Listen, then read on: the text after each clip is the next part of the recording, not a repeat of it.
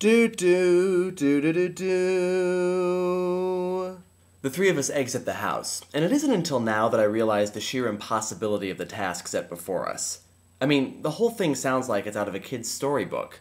I've never even heard of the Viridian Forest, and what difference does it make if the hair from the squirrel's tail is from the tallest tree or not? Also, what the hell's a snozberry? A snozberry, you know, Adah says, even though I clearly didn't know, hence the reason I asked. Willy Wonka and the Chocolate Factory, Gene Wilder, we are the music makers and we are the dreamers of the dreams? She sighs in exasperation when she realizes I haven't got a clue what in holy hell she's talking about. Good God, Alf, haven't you ever seen a movie? Not really. You think I want to give my mom more ideas for screwed up names to give her kids? Adah rolls her eyes and proceeds to explain in a fully patronizing manner that a snozberry is one of the fruits that Willy Wonka, who from what I understand is a fairly crazy candy maker, names as being part of the lickable wallpaper, leading one of the girls to scoff at him because the fruit doesn't actually exist. So, wait, I say slowly, how exactly are we supposed to find an imaginary fruit? Well, it's in the book, Adah insists, so it must be real, right? Even were that the case, we know nothing about them, so where are we going to find one? Here, says Mr. Van Fluffenegger, reaching into his coat pocket. He pulls out something and holds it out for us to see. It's a piece of saltwater taffy. Snozberry flavored, he says. They sell them in the candy store in town. That should work, Adah said. It's probably as real as we're going to get. I don't follow her logic at all, but I figure she's the one with the disease, so she must have some vague idea what she's talking about. Now, what about the other two things? The second shouldn't be too hard to get. There are ants everywhere. What about the squirrel's hair, I asked. Where's the Viridian Forest? It's here, Mr. Van Fluffenegger says, gesturing around him. See the colors of the trees? The bluish green? That's Viridian. Viridian's a color? I ask. Then why the hell didn't it just say a bluish green forest? That looks like the tallest tree, Adah says, ignoring me.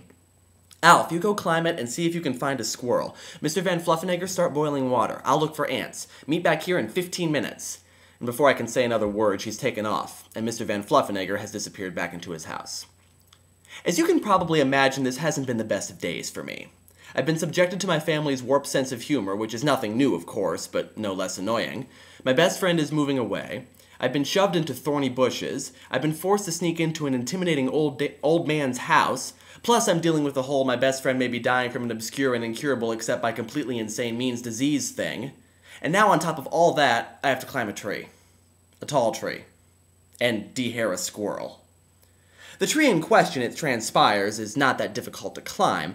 The branches stretch to the top like a huge ladder. It's the whole squirrel thing that concerns me. Squirrels don't like me. I'm not kidding, they really don't. They always chatter really loudly at me, and one or two of them have actually even attacked. So you can imagine I don't relish the idea of having to yank a hair out of one's tail. I reach the top of the tree, half hoping not to find any squirrel there at all, but surprisingly there is one. An albino squirrel, no less. Given the craziness of the recipe, this ought to give me some extra points, right? The squirrel is just sitting there, not chattering or twitching like squirrels usually do, just sitting. That in itself is pretty unnerving, but whatever, I'm just glad it's not attacking. Yet. I reach out a hand quietly, trying not to disturb it, and just as I start to think that I might be able to get away with this, the squirrel notices me and gives what I can only assume is a warrior's battle cry. What follows is a fairly epic battle with the albino squirrel that I need not describe in any great detail. Suffice it to say that by the end of it, the squirrel is running back to its hole, and I am holding onto the tree for dear life with one hand while clutching a handful of several white tail hairs in the other. Oh yeah, I'm also covered with bite marks and have quite possibly contracted rabies. I shove the hairs into my pocket, make my way back down the tree, only falling for the last 10 feet, and run back to the house. Mr. Van Fluffenegger is waiting by the door. Where's Adah, I ask. He just shrugs. I look to where Adah disappeared. Something doesn't feel right. I make my way in that direction, following the path of footprints and crushed plant life that she left behind. Finally, I see her. I nearly trip over her, really. She's lying on the forest floor. Next to her is a small anthill. In her hand, she has clutched a plastic bag with what appears to be an antwing in it. But as for Adah, well, she isn't moving. At all.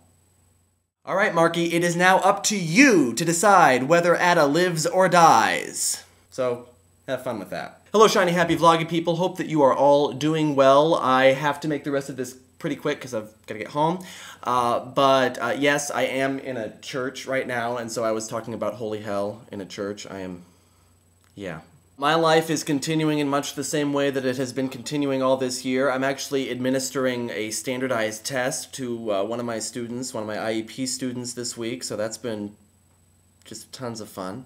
We had the Candide concert this last weekend, and that went really well, so now we are working on our next concert, which is Broadway, and we just received a whole bunch of really actually pretty difficult Broadway music last week, including the Lion King suite, which is a 15-minute long piece, and we have less than 3 weeks before the concert.